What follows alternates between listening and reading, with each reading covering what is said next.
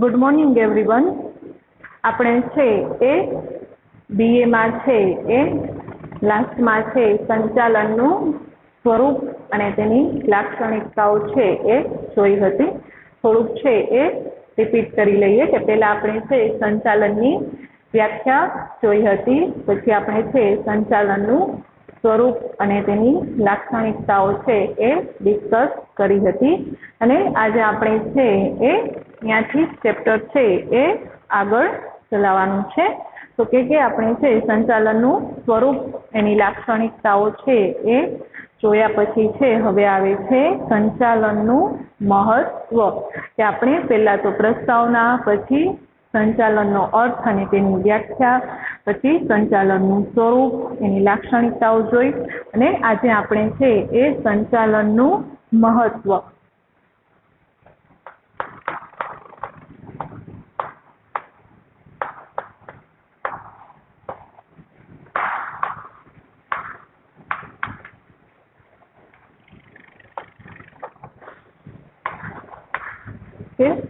સંચાલનનું મહત્વ શું છે એ આજે આપણે જોવાનું છે. આધુનિક યુગમાં સંચાલન ખૂબ જ મહત્વ ધરાવે છે. કોઈ પણ ક્ષેત્રની પ્રવૃત્તિઓની સફળતા કે નિષ્ફળતાનો આધાર તેના સંચાલન પર રહેલો છે. સાધનો ગમે તેટલા આધુનિક અને પૂરતા પ્રમાણમાં હોય, પરંતુ જો સંચાલન ક્ષતિપૂર્ણ હોય તો જ સાધનોનો ઉપયોગ શક્ય થઈ શકતો તો જ સાધનોનો યોગ્ય ઉપયોગ થઈ શકતો નથી. યંત્રોની ગોઠવણી હોય પરંતુ તે ગોઠવણીમાં કોઈ ખામી હોય, ઉત્તમ પ્રકારની કર્મચારી વ્યવસ્થા હોવા છતાં પણ જો તેનું સંચાલન યોગ્ય ન હોય તો એકમ નિષ્ફળ નીવડે છે. સંચાલનના મહત્વનો ખ્યાલ નીચેની બાબતો પરથી સ્પષ્ટ થાય છે. કે આપણે કીધું કે સંચાલન છે એ અત્યારના સમયમાં ખૂબ જ ઉપયોગી છે. એ આપણે ખ્યાલ છે કે અત્યારે બધી જગ્યાએ છે સંચાલનની જરૂર પડતી હોય છે. સંચાલન વગર છે કાંઈ શક્ય નથી. કે કોઈ પણ એકમ હોય, કોઈ પણ બિઝનેસ હોય તો એ સફળ થશે કે નિષ્ફળ થશે, એટલે કે એનો હેતુ જે હોય, એનો જે ધ્યેય છે એ પૂરો થશે કે નહીં થઈ શકે, એકમ સફળ થશે કે નિષ્ફળ થશે એનો આધાર છે કોના ઉપર રહેલો હોય છે તો કે સંચાલન ઉપર જ રહેલો હોય છે. કે કોઈ પણ છે એ કંપની હોય, એકમ હોય, એનો હેતુ પૂરો થાય કે ન થાય એ સંચાલન ઉપર જ ડિપેન્ડ હોય છે. કઈ રીતે તો કે એનું સંચાલન બરોબર જ હશે, બધી બાબતોમાં છે એ આયોજન હશે, કર્મચારીઓને પ્રોપર માર્ગદર્શન આપતા હશે, દોરવણી આપતા હશે, એના પર અંકુશ રાખતા હશે તો એનો જે હેતુ હોય એ પૂરો થશે. પણ જો એનું સંચાલન જ પ્રોપર નહીં હોય, કે કોઈ પણ વ્યક્તિ છે એને કર્મચારીઓ કંપનીમાં છે ને જેમ મન ફાવે એમ કામ કરતા હોય છે, જેમ ઈચ્છા પ્રમાણે આવે જાય ને ઈચ્છા પ્રમાણે કામ કરે, એના પર કઈ અંકુશ જ ન રાખે તો એ કંપનીનો જે ધ્યેય હોય એ ક્યારેય પૂરો થાય નહીં. એટલે એમ કહે છે કે કોઈ પણ એકમ હોય એની સફળતા અને નિષ્ફળતાનો આધાર છે સંચાલન પર રહેલો હોય છે. તેનું સંચાલન પ્રોપર હશે તો જ એનો હેતુ, એનો ધ્યેય છે એ પૂરો થઈ શકશે. અધરવાઇઝ એનો હેતુ, જે ધ્યેય હોય એ પૂરો થઈ શકશે નહીં. અને ત્યાર પછી આપણે છે એનું મહત્વ આપેલું છે. તો ફર્સ્ટ જે પહેલો પોઈન્ટ છે એ છે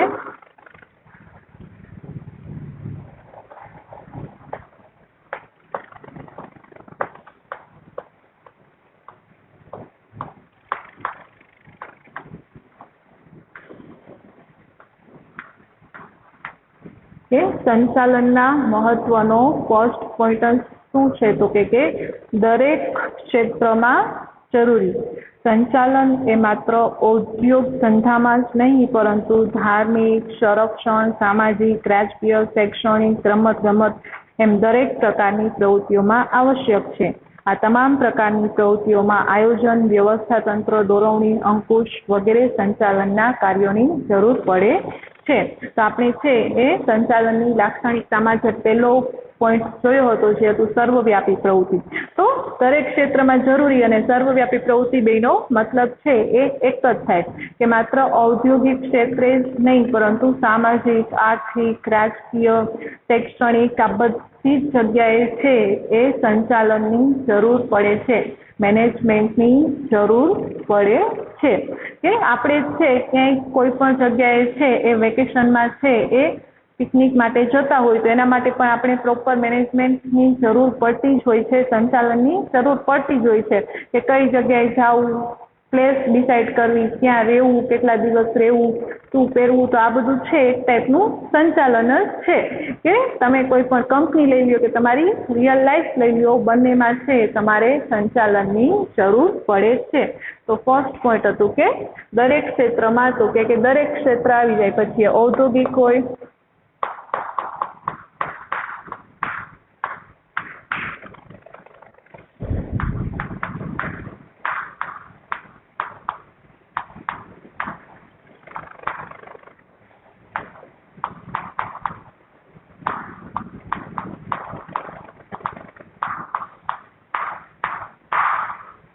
દરેક ક્ષેત્રે સંચાલનની જરૂર પડે છે. પછી તે ઔદ્યોગિક હોય, રાજકીય હોય, સામાજિક હોય, શૈક્ષણિક હોય કે કોઈ પણ બીજી જગ્યાએ હોય, બધી જ જગ્યાએ છે આપણે સંચાલન જોવા મળે છે. તેને આપણે બીજો પોઈન્ટ આપેલો છે, સેકન્ડ પોઈન્ટ.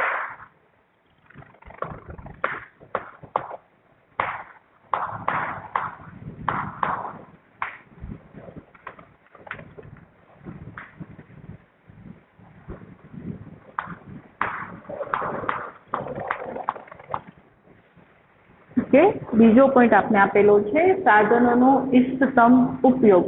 કે ઇષ્ટતમ મીન્સ કે મહત્તમ, કે સાધનોનો મહત્તમ ઉપયોગ.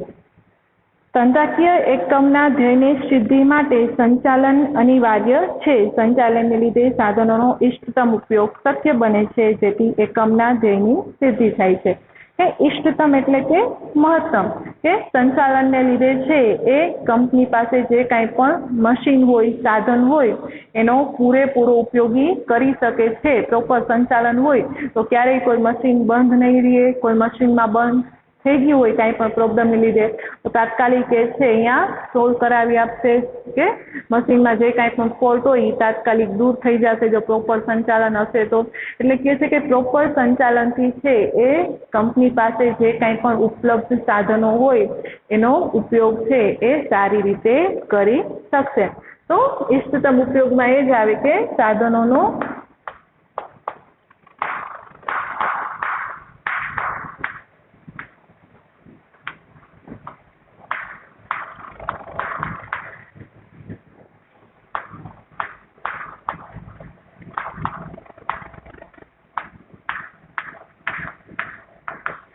સાધનોનો મહત્તમ ઉપયોગ કરી જેની સિદ્ધિ પ્રાપ્ત કરી. કે આપણી પાસે જે કાંઈ પણ સાધનો ઉપલબ્ધ છે એનો પૂરેપૂરો ઉપયોગ કરી અને આપણો જે ધ્યેય હોય, હેતુ હોય એને પૂરો કરવો. પછી તેનો ત્રીજો પોઈન્ટ છે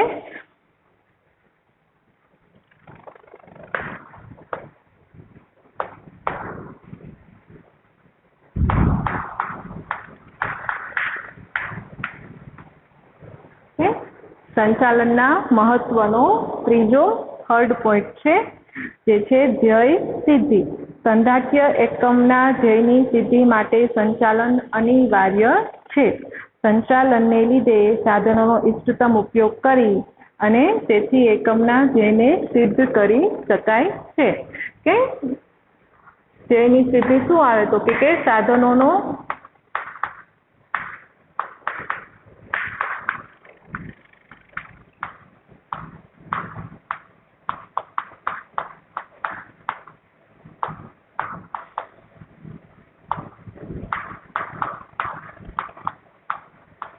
સાધનોનો મહત્તમ પૂરેપૂરો ઉપયોગ કરી અને જે આપણો હેતુ હોય એ પૂરો કરવો. કે આપણે ખ્યાલ જ છે કે આપણો કોઈ પણ બિઝનેસ હોય તો બે હેતુ હોય કે કાં તો આપણે નફો કમાવા માટે ધંધો કરી છીએ, બિઝનેસ કરી છીએ અને કાં તો પછી આપણે સામાજિક સેવા લોકોને સોસાયટીમાં સામાજિક સેવા પૂરી આપવા માટે બિઝનેસ કરી છે? તો કે બેમાંથી ગમે તે ધ્યેય હોય એ છે સાધનોનો, જે આ સાધનો છે કે આપણી પાસે જે સાધનો હોય એટલે કે એમાં માનવ આવી જાય, કે આપણા જે કર્મચારીઓ છે એ આવી જાય, આપણી કેપિટલ આવી જાય, આપણી જમીન આવી જાય, આ બધાનો પૂરેપૂરો ઉપયોગ કરી આપણો જે કાંઈ પણ હેતુ હોય એ આપણે પૂરો કરી શકીએ છીએ સંચાલનની મદદથી. પછી આપણે છે એ ચોથો પોઈન્ટ આપેલો છે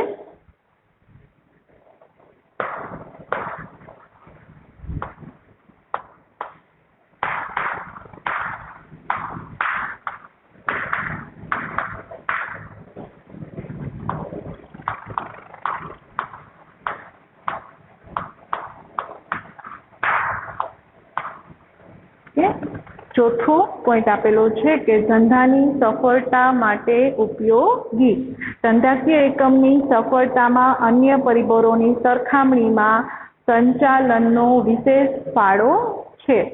ધંધાની સફળતા કે નિષ્ફળતાનો આધાર સંચાલન પર રહેલો છે. નાના પાયાના ઔદ્યોગિક એકમો જો મોટા ઔદ્યોગિક એકમોનું સ્વરૂપ ધારણ કરી શકતા હોય તો તેના બધો જ શ્રેય સંચાલનને ફાળે જાય છે. કાર્યદક્ષ સંચાલનને કારણે જ ખોટ કરતા એકમો નફો કમાઈ શકે છે. કે હવે ચોથું શું કીધું? ધંધાની સફળતા માટે ઉપયોગી. કે ધંધો આપણો જે બિઝનેસ હોય, ધંધો બિઝનેસ મીન્સ કે ધંધો, કે આપણો જે ધંધો છે એ સફળ જશે કે નહીં જાય તેનો આધાર છે એ સંચાલન ઉપર જ રહેલો હોય છે. જે આપણે છે એ ઓલરેડી ડિસ્કસ કરી લીધું છે કે આપણો જે બિઝનેસ છે, તે ધંધો છે, એનો આધાર કોના ઉપર રહેલો હોય છે? તો કે સંચાલન ઉપર. કે આપણો બિઝનેસ છે સફળ જશે કે નહીં જાય એ છે સંચાલન ઉપર જ ડિપેન્ડ કરે છે. તો એ દ્રષ્ટિએ છે આપણા ધંધાની સફળતાનો આધાર કોના ઉપર રહેલો હોય છે? કે સંચાલન ઉપર જ રહેલો હોય છે. જો આપણે પ્રોપર સંચાલન કરતા હશે તો આપણે છે એ જે આપણો ધ્યેય હોય, આપણો જે ધંધો હોય સફળ જશે. જો પ્રોપર સંચાલન કરતા નહીં હોય તો આપણો જે ધ્યેય હોય એ ક્યારેય છે એ આપણે મળી શકશે નહીં, આપણે છે એ નિષ્ફળ જશું. ધેન પોઈન્ટ નંબર 5 છે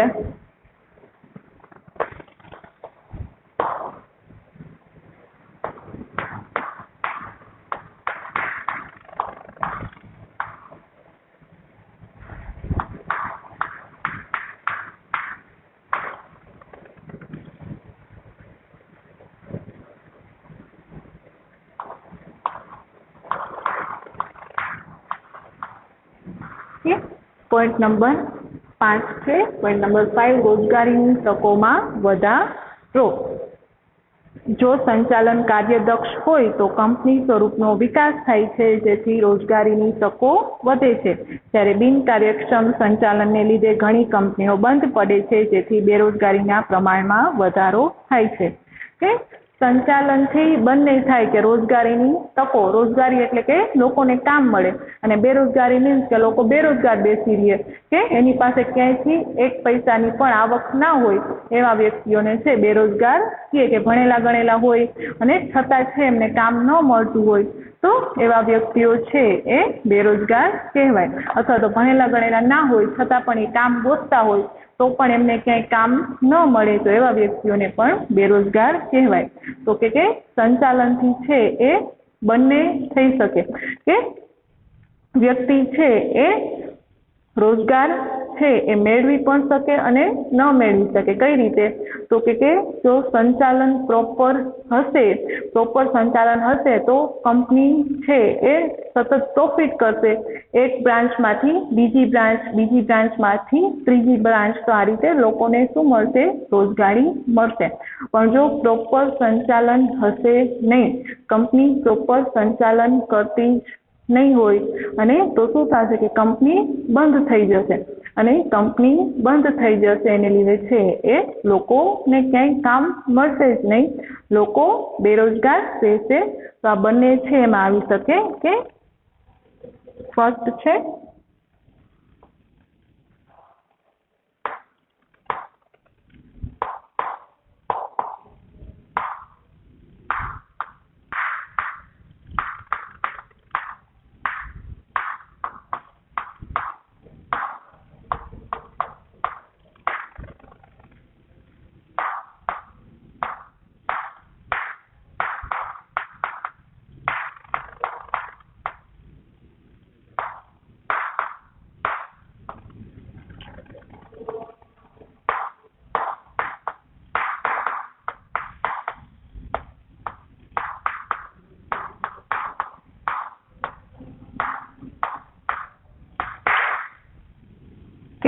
કાર્યદક્ષ સંચાલનને લીધે છે એ કંપની સ્વરૂપનો વિકાસ થાય છે અને લોકોને છે એ રોજગારી મળે છે કે આપણું જો સંચાલન પ્રોપર હશે તો એને લીધે ઘણા લોકોને રોજગારી મળશે અને જો આપણું જો સંચાલન પ્રોપર નહીં હોય તો એની લીધે છે ઘણા લોકો બેરોજગાર છે એ રહી જાય છે.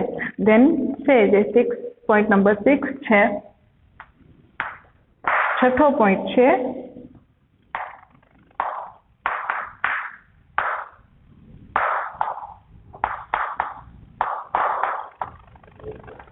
જે છઠ્ઠો પોઈન્ટ આપણો છે એ છે નફામાં વૃદ્ધિ.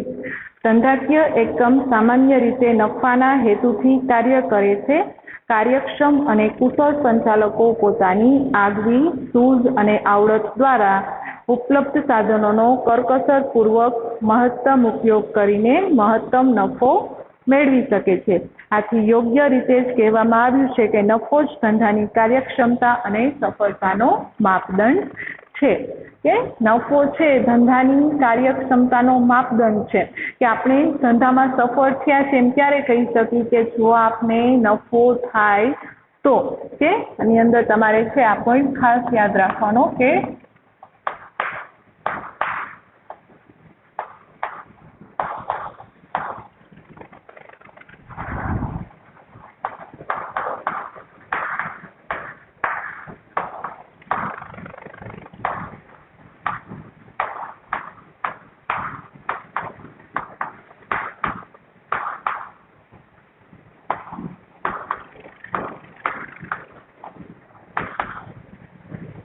નફો છે તો એ ધંધાની કાર્યક્ષમતા અને સફળતાનો માપદંડ છે કે આપણે ધંધામાં સફળ થયા છીએ કે નહીં ત્યારે જાણી શકીએ કે જો આપણે ધંધામાં આપણો જે બિઝનેસ હોય એમાં નફો થાય તો. એટલે પ્રોપર સંચાલનથી છે આપણે જાજો નફો મેળવી શકીએ છીએ.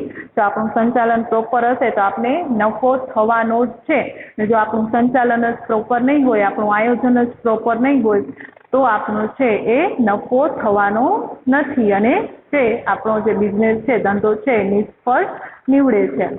એના પછી પોઈન્ટ નંબર 7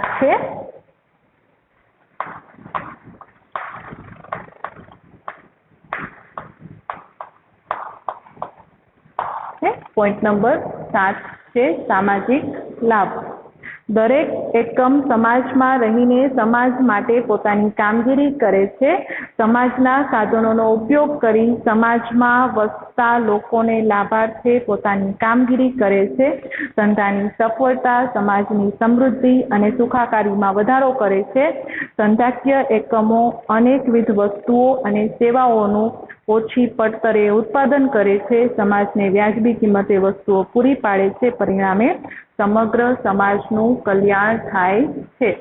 કે આપણે જે સંચાલન કરી છે તો આપણું સંચાલન એવું ન હોવું જોઈએ કે બસ આપણે આપણા નફા ઉપર જ ધ્યાન દઈએ. કે નફાની સાથે સાથે આપણે સામાજિક લાભ પણ જોવા જોઈએ કે સમાજને શું લાભ થાય છે આપણાથી એ પણ આપણે છે એ સંચાલનમાં જોવું જોઈએ. તમે જુઓ છો કે અત્યારે બજારમાં કેટલી કંપની એવી હોય કે જેનું નામ સારું હોય, નામ મોટું હોય, એની પ્રતિષ્ઠા સારી હોય, એની પાઘડી તમે 11મામાં ઓલરેડી છે એ ભણી ગયા છો કે એની પાઘડી સારી હોય, એનું નામ સારું હોય, પ્રતિષ્ઠા સારી હોય. એ શેને લીધે કે એ સમાજ માટે આવા કેટલાય કાર્યો કરતા હોય છે. તમે જુઓ છો કે કેટલી મોટી કંપની હોય એ અનાથ આશ્રમ, વૃદ્ધાશ્રમ, કેટલાય એવા જે છે એ શૈક્ષણિક ઇન્સ્ટિટ્યૂટ છે, એજ્યુકેશનલ ઇન્સ્ટિટ્યૂટ છે એ ખોલતા હોય છે.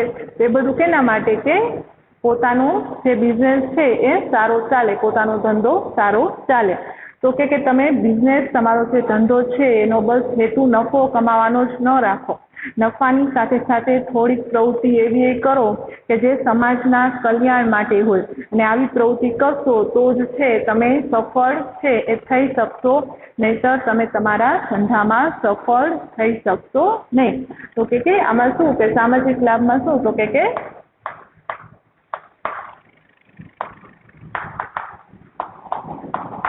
સમાજના કલ્યાણને છે આપણે ધ્યાનમાં રાખવાનું. એ છે એ સામાજિક લાભમાં આવે છે. એના પછી 8મો પોઈન્ટ છે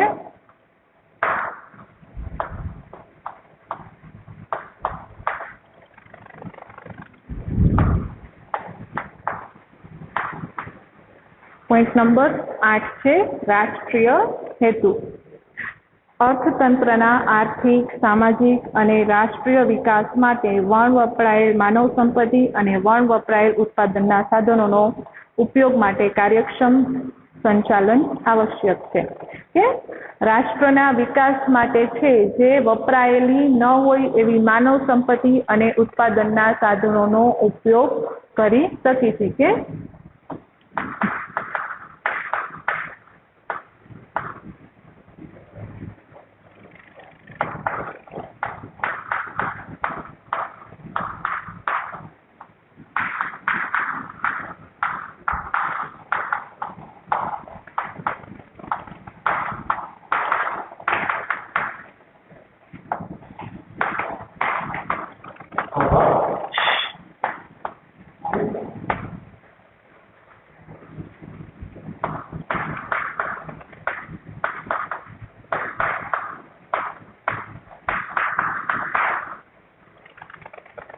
લાસ્ટ અને પોઈન્ટ નંબર 8 છે રાષ્ટ્રના વિકાસ માટે વપરાયેલ માનવ સંપત્તિ અને ઉત્પાદનના સાધનોનો ઉપયોગ. કે આપણા રાષ્ટ્રના હિત માટે છે જે લોકો એવા છે કે જે બેરોજગાર છે ને આપણે કંઈક રોજગારી આપી શકીએ, કેટલાય છે એ સાધનો જે આપણે નેચરલ રિસોર્સિસ કહી છીએ, કુદરતી સંપત્તિ કહી છીએ કે કેટલી એવી હોય કે જેનો પ્રોપર સારી રીતે યુઝ ન થતો હોય તો એનો યુઝ કરવો. તો છે કે આપણે પ્રોપર બરાબર સંચાલન દ્વારા છે એ આવી કાંઈ પણ વપરાયેલી એટલે કે વપરાયા વગરની છે એ કાંઈ પણ માનવ સંપત્તિ હોય કે કાંઈ પણ એવા સાધનો હોય તો એનો સારો એવો ઉપયોગ કરી અને રાષ્ટ્રનો વિકાસ કરી શકીએ છીએ.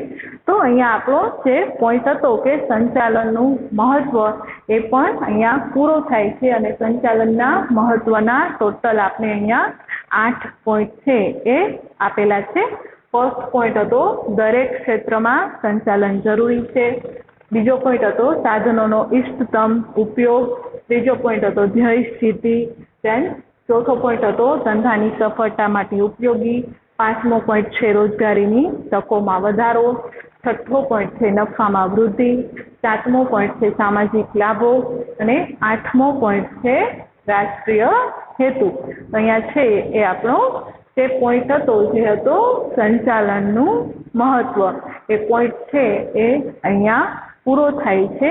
હવે આપણે છે એ આગળનું છે આના પછીના નેક્સ્ટ લેક્ચરમાં ડિસ્કસ કરશું. Thank you.